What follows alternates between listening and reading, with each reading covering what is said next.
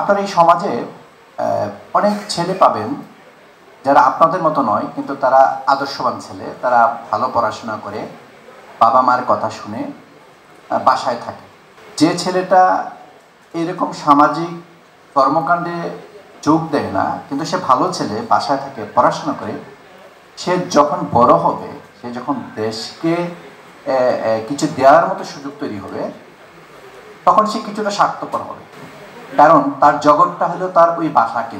কিন্তু আপনাদের এই র্যালিটা ওই আমাদের দেশের ব্রিলিয়ান্ট পোলাপানগুলা বা অন্য ছেলেগুলা যদি দেখে যে আপনাদের যে প্ল্যাকার্ডগুলো আপনারা যেগুলো লিখেছেন, বছর শেষের খুশি নগদে হবে বেশি। নগদ পেমেন্টে নির্দিষ্ট ক্যাটাগরির কেনাকাটায় 300 টাকা পর্যন্ত ক্যাশব্যাক।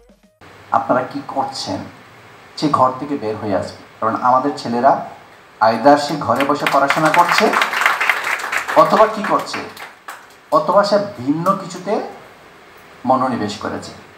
কিন্তু আসলে আমাদের প্রত্যেকেরই উচিত যে লেখাপড়া শেষ করে বড় হয়ে দেশকে সেবা করা, তাদেরকে দেশ সেবায় যাতে আমরা সামনে নিয়ে আসতে পারি।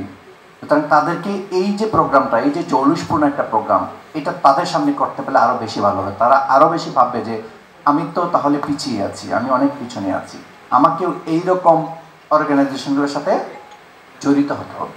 যারা সিনিয়র তাদের ডেডিকেশন অনেক বেশি, তারা এই পর্যায়ে এসেছে, নিশ্চয়ই তাদের অনেক কিছু করেছে দীর্ঘদিন যাবত। কিন্তু আপনারা যারা তরুণ, যারা নেতৃত্ব দিবেন, কয়েকদিন আগে ছাত্র জনতা সামনে থেকে নেতৃত্ব দিয়েছে, মানে শব্দটা ছাত্র জনতা, মানে জনতা মানে আমার মতো একটু এইজেড পিপল, আর ছাত্র মানে আপনারাই নেতৃত্ব দিবেন।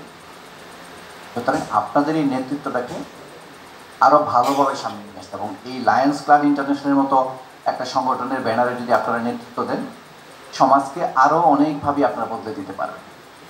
এটা সম্পূর্ণ একটা অরাজনৈতিক একটা সংগঠন, সামাজিক সংগঠন। এই যে আমরা একসময় একটা শব্দ শুনেছি যে কোনো বিষয়ে আমরা কি বলি, যে সামাজিক আন্দোলন গড়ে তোলো, বলি না? একজন পলিটিশিয়ান যখন একটা আন্দোলনটাকে ডাক দেয়, তখন এটা সমাজে মনে করে না উনি তো পলিটিক্স করে, ওই সামাজিক আন্দোলনটা ওইভাবে সাড়া দিতে পারে না। আমি একজন গভর্নমেন্ট অফিসিয়াল যখন এই একটা সামাজিক আন্দোলনে সাড়া দিই, তখনও ওইটা ওইভাবে রেসপন্সিভ হয় না। কেন হয় না? তো মনে করে যে উনি হয়তো দায়িত্বের কারণে করেছে। কিন্তু আপনাদের মতো সংগঠনগুলো যখন যে কোনো ইস্যুতে সামাজিক আন্দোলনের ডাক দিবে, তখন দেখবেন স্বতঃস্ফূর্তভাবে অনেক মানুষ আপনাদের এখানে যোগদান করবে।